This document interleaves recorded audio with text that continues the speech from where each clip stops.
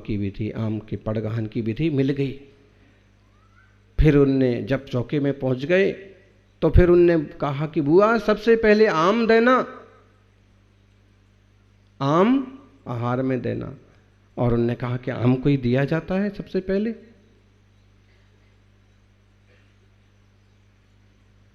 तो महाराज जी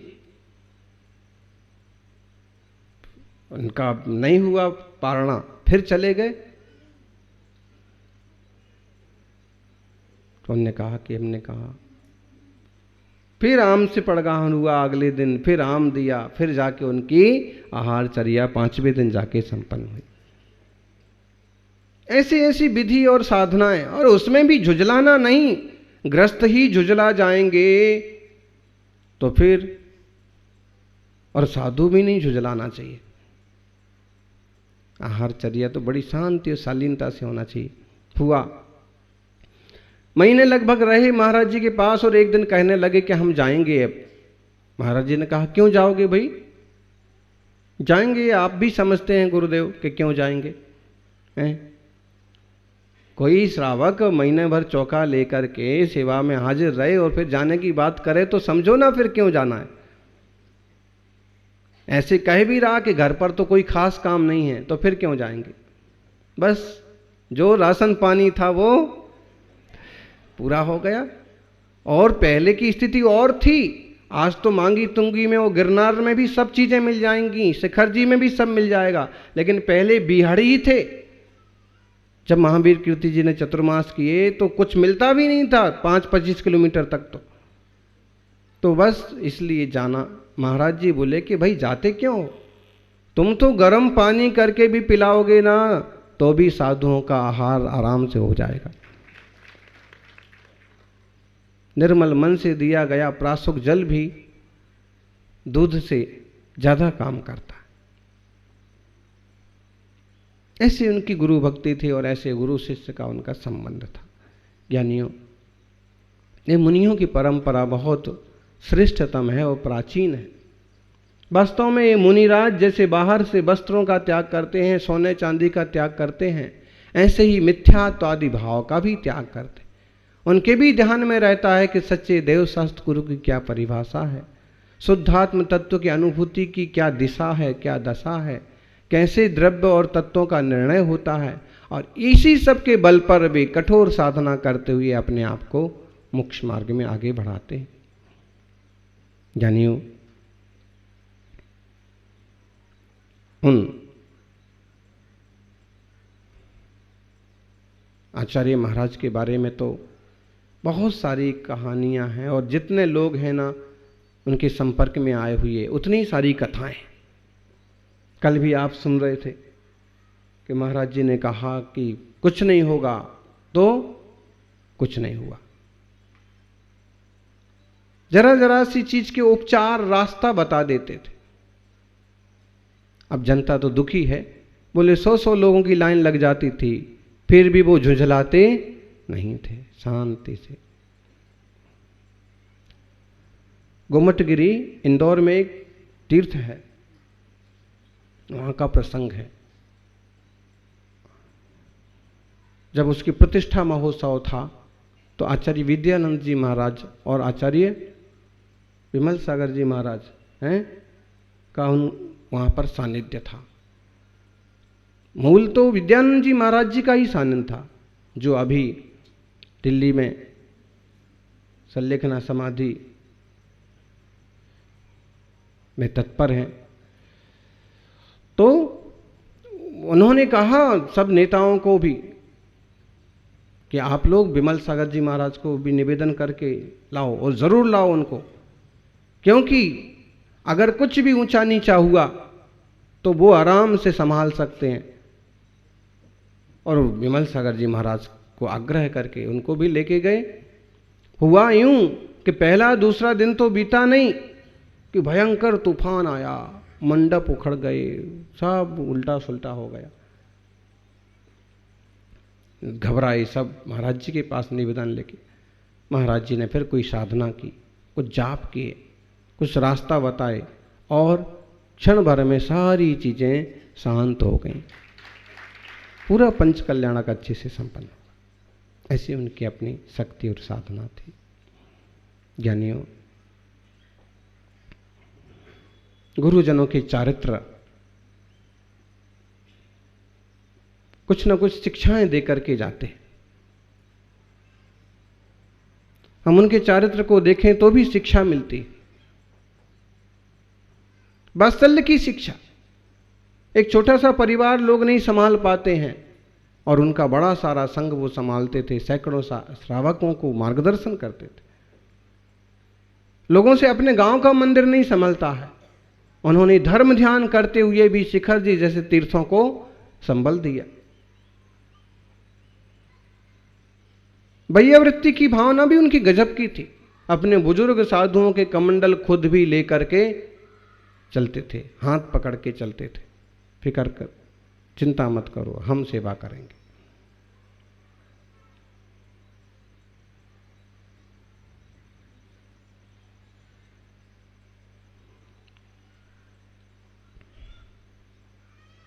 गुरु के प्रति श्रद्धा भक्ति का उदाहरण भवन गजा में चतुर्मास हुआ था, गुरु शिष्य दोनों का। किन किन का? आचार्य श्री महावीर कीर्ति जी और विमल सागर जी। बहुत पुरानी घटना है। तो सन्मति सागर जी गुरु महाराज उस समय छोटे ही थे और विजयमती माता जी, उन लोगों की इच्छा हुई कि अपने गुरु के गुरु से हमें पढ़ना चाहिए, हमें उनके चरणों में रहना चाहिए। तो उन्होंने महावीर कीर्ति महाराज को कहा कि हमें आपके चरणों में रहना है, कुछ सीखना है, पढ़ना है। महावीर कीर्ति जी ने कहा कि अपने गुरु जी से पूछो,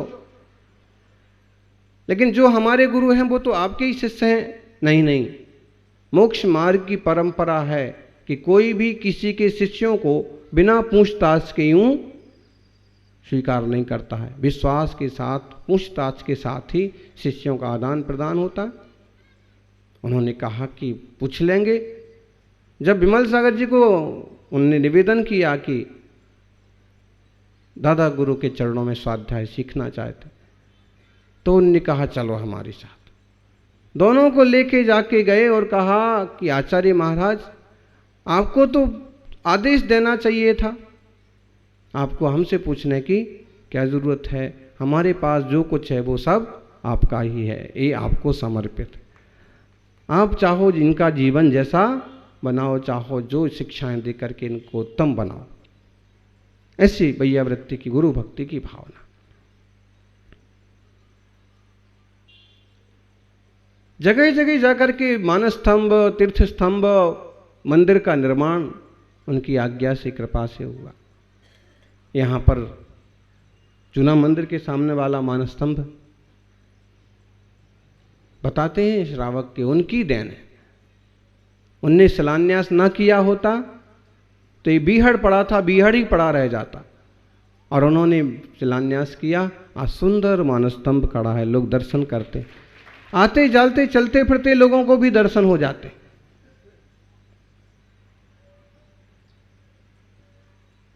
लोहारिया में भी, शिखर जी में भी, अवागढ़ में भी, राजगृह में भी उन्होंने बहुत जगह शिक्षा संस्थानों के लिए भी बहुत बढ़िया योगदान दिया।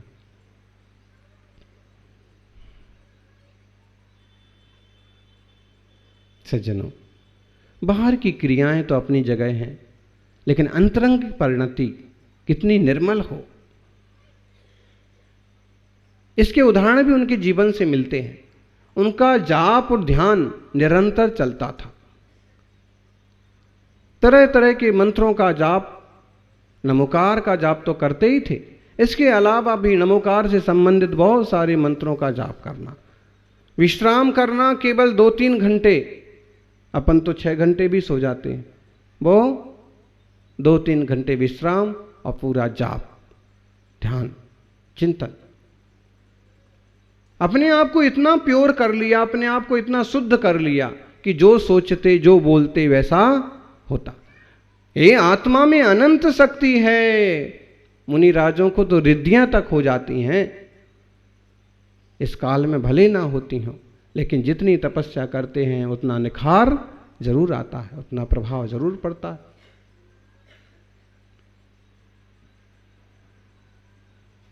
सच में वो मनुष्य तो परमात्मा के समान है। मूलाचार में कहा है कि जो साधु श्रेष्ठ साधना करता है, भिक्खम भक्कम हीयम सोधिय जो चरदि निच्छ सो साहू, ऐसो सुठित साहू भणियो जिन शासने भयवम। जिन शासन में ऐसे साधु को भगवान कहा है, कैसे साधु को बोलो जी? जो बहुत शांति से व्यवस्थित भाषा समिति से बोलता है, अच्छा बोलता है, हितकारी बोलता है, जिसकी भिक्षाचर्या शुद्ध है, निरंतर परोपकार की भावना रखता है, आत्म कल्याण की साधना करता है, ऐसे साधु तो धरती पर चलते फिरते भगवान हैं, तीर्थ हैं। साधुओं को चलता फिरता तीर्थ कहा है? बोले गिरनार जी शिखर जी जाना है तो आपको वहां तक जाना पड़ेगा, लेकिन साधु ऐसे तीर्थ हैं कि चलते फिरते आपके नगर में आ जाते हैं। तीर्थ भूता ही साधवा। और एक बहुत प्रसिद्ध नीति है, गंगा पापम ससीतापम दैन्यम कल्प तरुस तथा पापम तापम च दैन्यम च हरति साधु समागमा। एक मान्यता है कि गंगा जी में स्नान करते हैं तो पाप नष्ट हो जाते, चंद्रमा की चांदनी में बैठते हैं तो शीतलता मिलती है, और क्या है, चंदन का लेप करते हैं तो, अथवा कल्प वृक्ष के पास कुछ मांगते हैं तो मिल जाता है। 3 जनों के पास अलग अलग जाओ तो ये चीजें मिलें, लेकिन साधु के लिए कहा है कि वह पाप ताप संताप और सारी चीजों को हर लेता है, सारे सुख प्रदान करता है साधु की साधना से।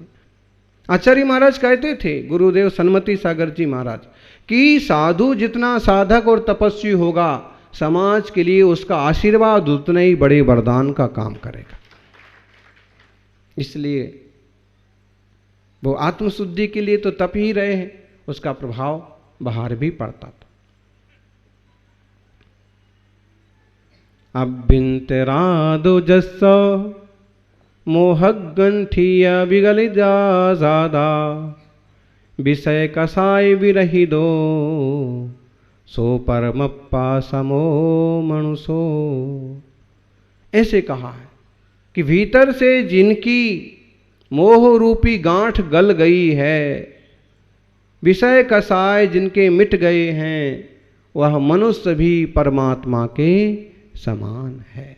परमात्मा में और साधारण मनुष्य में अंतर क्या है?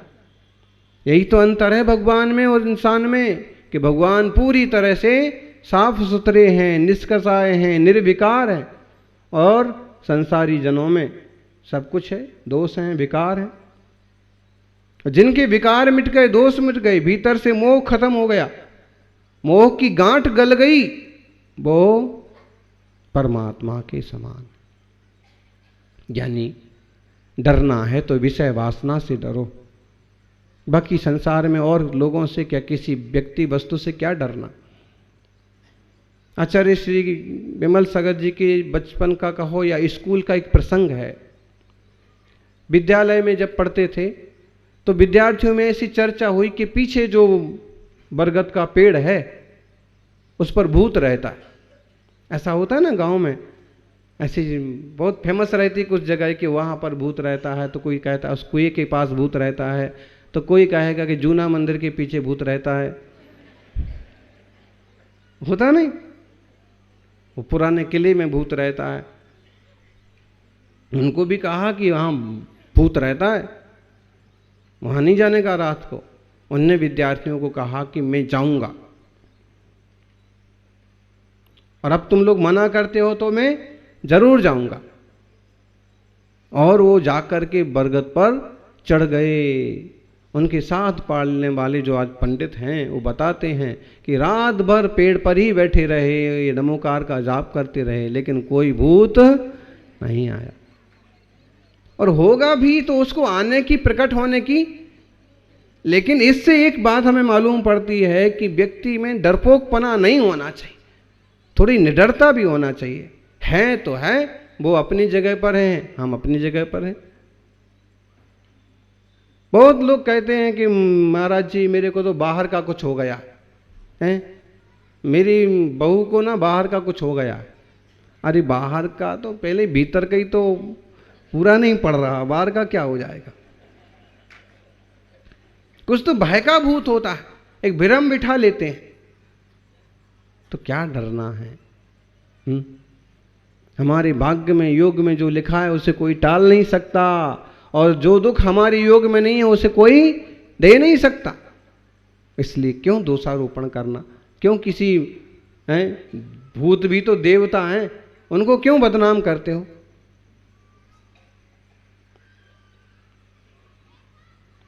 अपनी दृढ़ता बनाओ, अपनी शक्ति बनाओ, निर्भय बनो, विवेकवान बनो, साधक बनो।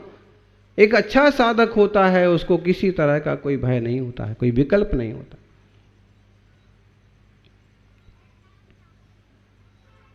सज्जनों, शेर हो कि सांप हो, उनमें भी प्राण है। कहते शिखर जी की यात्रा के दौरान एक बार आचार्य श्री को शेर मिला। बोलो, आपको शेर मिलेगा तो क्या करोगे? विचार करो। क्या विचार करो? कि वह भी आत्मा है, उसमें भी ये विचार करोगे?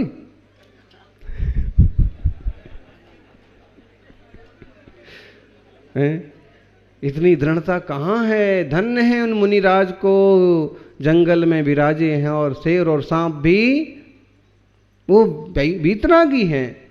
और निर्मलता इतनी बढ़ गई कि जैसा मेरा आत्मा वैसा इसका आत्मा। और गजब की बात यह है कि इतनी समता होने से ऐसे खतरनाक जंतु भी उनका कुछ बिगाड़ते नहीं।